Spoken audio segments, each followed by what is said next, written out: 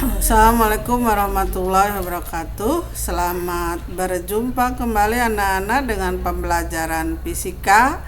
Di semester 2 ini kita awali dengan KD 3.7 yaitu relativitas. Kita mulai dengan relativitas Galileo Newton.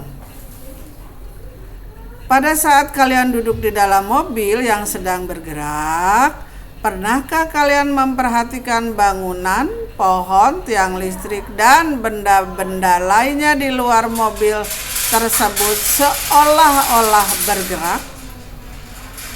Padahal jika kalian berada di luar mobil atau satu sistem dengan yang diamati, bangunan, pohon, tiang listrik, dan benda-benda lainnya tidak bergerak atau diam.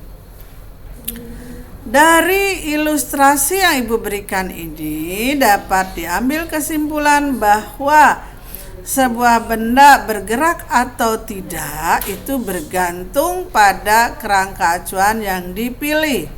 Kenapa demikian? Karena pengertian gerak itu relatif. Inilah yang dikatakan dengan prinsip relativitas Newton. Nah, untuk lebih jelasnya apa itu prinsip relativitas Newton?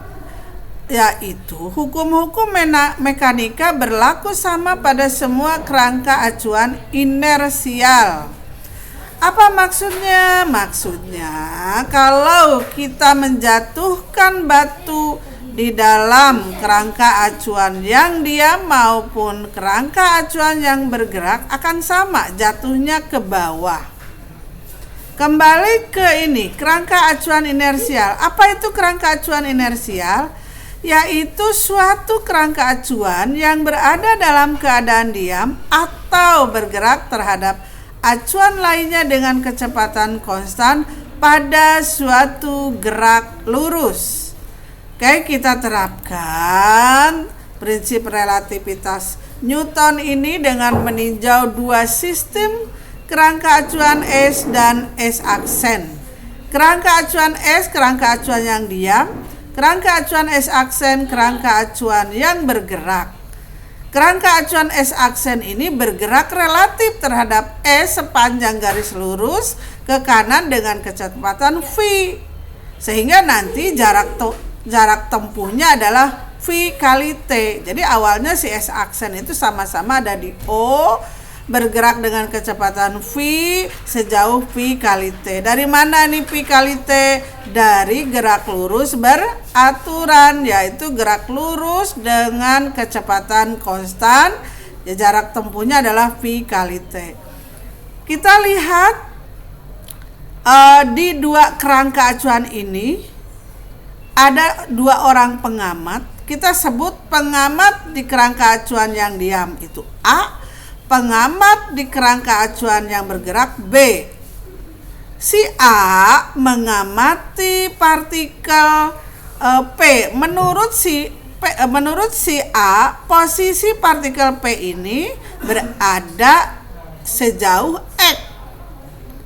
Tetapi menurut kerangka acuan yang bergerak si S aksen, yaitu menurut si B, bukan di X tapi di X aksen.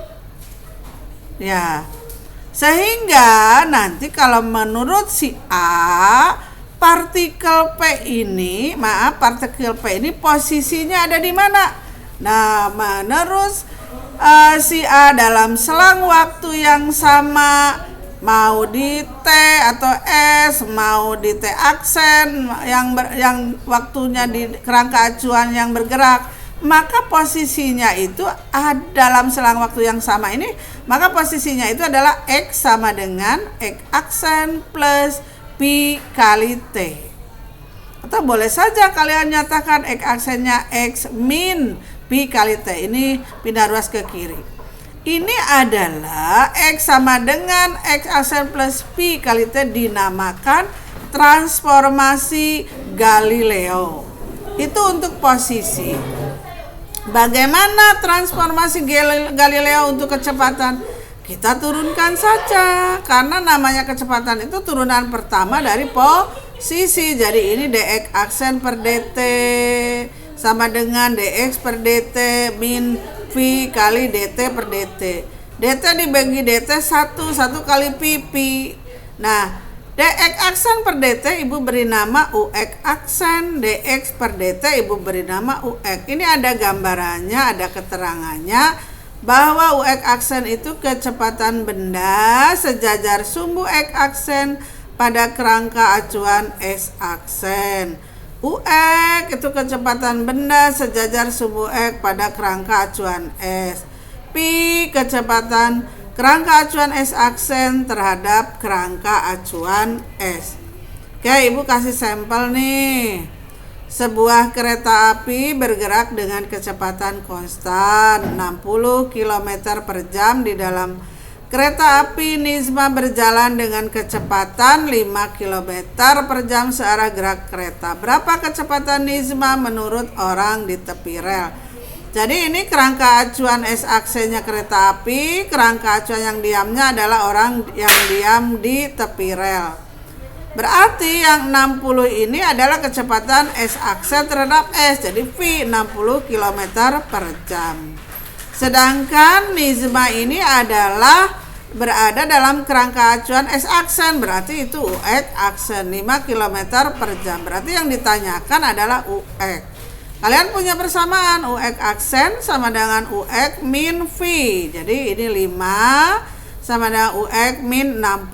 Pindah ruas jadi plus. Jadi enggak UX-nya 5 plus 60 jadi 65 km per jam. Nah, bagaimana untuk benda-benda yang bergerak mendekati kecepatan cahaya? Nah, kita terapkan nih. Sebuah pesawat antariksa bergerak dengan kecepatan 0,8 c. Sebuah awak dalam pesawat tersebut menembakkan sebuah partikel dengan kelajuan 0,4 c. C di sini adalah kecepatan cahaya yang nilainya adalah 3 kali 10 pangkat 8 meter per sekon searah dengan gerak pesawat. Kalian diminta apa? Berapakah kecepatan partikel tersebut menurut pengamat yang diam di bumi? Seperti biasa, seperti tadi, kerangka acuan yang bergeraknya adalah S aksen pesawat terbang, pesawat antariksa. Kerangka acuan yang diamnya adalah yaitu pengamat yang ada di bumi. Berarti yang 0,8 itu adalah S aksen terhadap S, jadi V 0,8 C. 0,4 C berarti si UX aksen, berarti sama seperti tadi yang ditanya adalah UX. UX aksennya 0,4 C, UX yang dicari, Pi-nya 0,8 C. Pindah ruas jadi plus sehingga kecepatan kecepatan partikel menurut pengamat yang diam di bumi 1,2 C. Nah, ini enggak logis. Kenapa? Karena kecepatan terbesar itu adalah kecepatan cahaya atau C, yaitu 3 kali 10 pangkat 8 meter per detik. Berarti teori relativitas Newton itu hanya berlaku untuk benda-benda yang bergerak jauh di bawah kecepatan cahaya. Sedangkan untuk benda-benda yang bergerak mendekati kecepatan cahaya, teori relativitas Newton ini tidak berlaku. Demikian anak-anak pembelajaran pertama di semester 2 ini. Semoga kalian paham. Selamat belajar dan selamat mengerjakan tugas-tugas yang Ibu berikan. Wassalamualaikum warahmatullahi wabarakatuh.